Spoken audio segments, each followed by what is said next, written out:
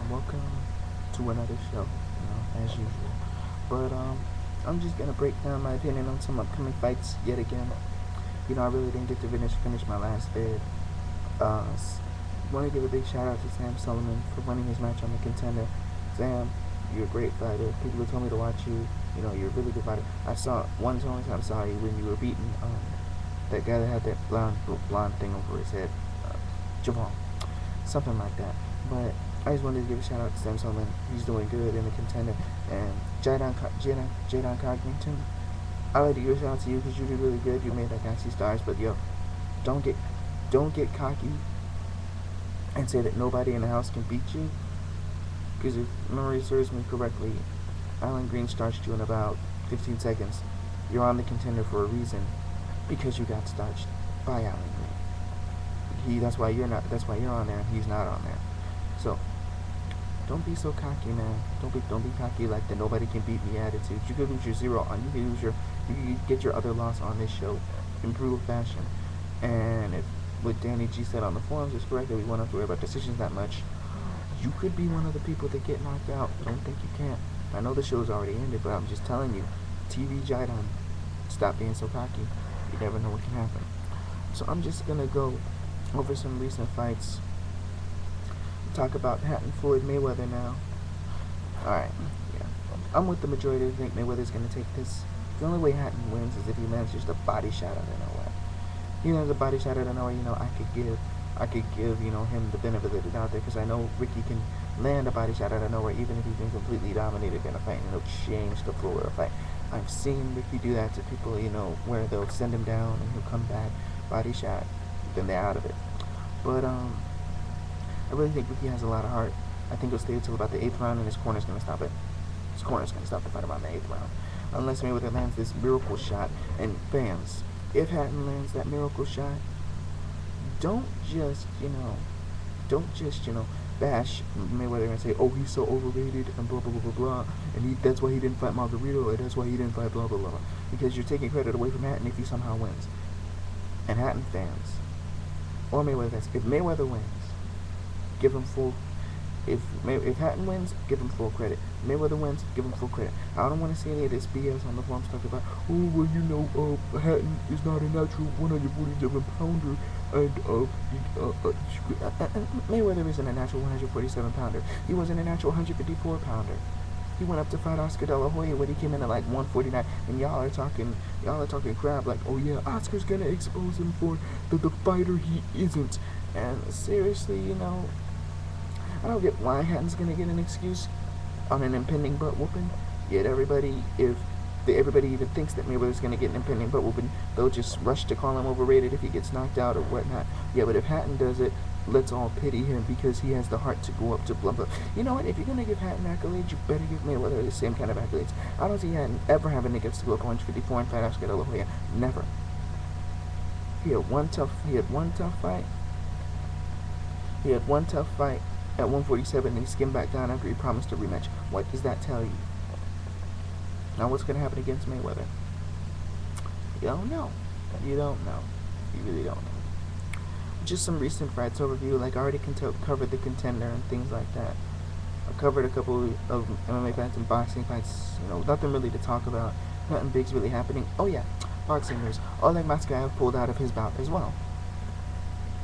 And Vitaly Klitschko pulled out of his bout.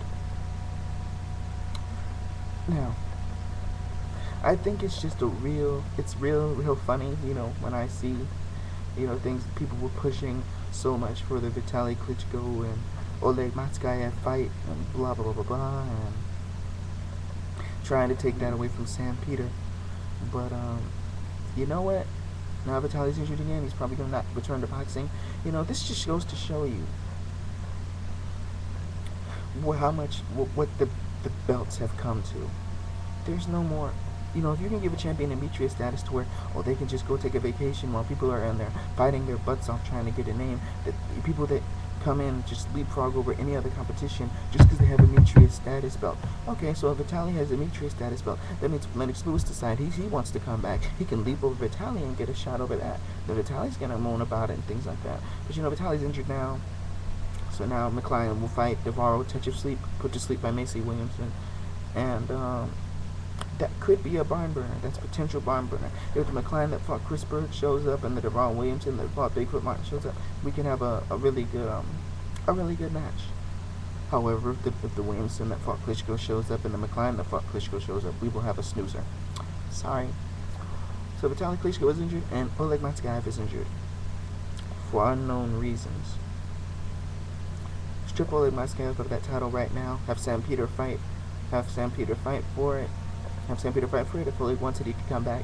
Because these undisclosed reasons, think that Shannon Briggs, as one of his excuses for not defending his title, said that he said he had some sort of pneumonia or something like that before the fight, and they said they would strip him if he pulled out because of it. So that's why he said he fought Ibragimov, because he said he had some sort of sickness, and they said if he pulled out, they would strip the title from him.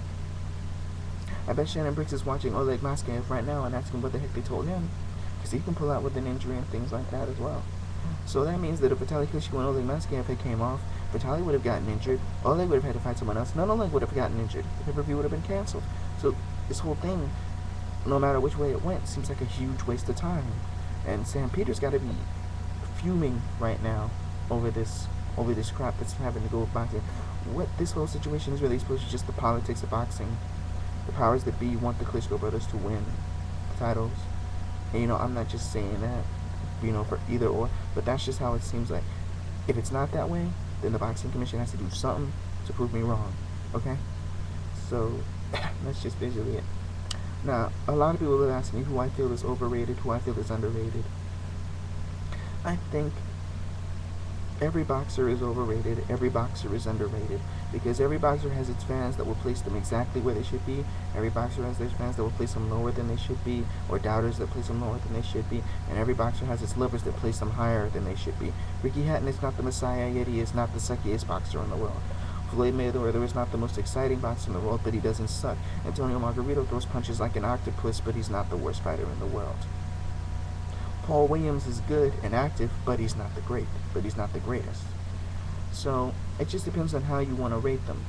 Like let me just use Mike Tyson as an example. People that say Mike Tyson, all you have to do is just stand up to him, poke out your chest, throw an uppercut, last more than 4 rounds, and you'll beat Mike Tyson. That's underrating Mike Tyson a lot. And people that say that Mike Tyson will blow you out with one single shot, that's overrating him a lot. People that say Mike Tyson can beat anyone, overrating him. People that say if you stand there for more than 4 rounds, underrating him.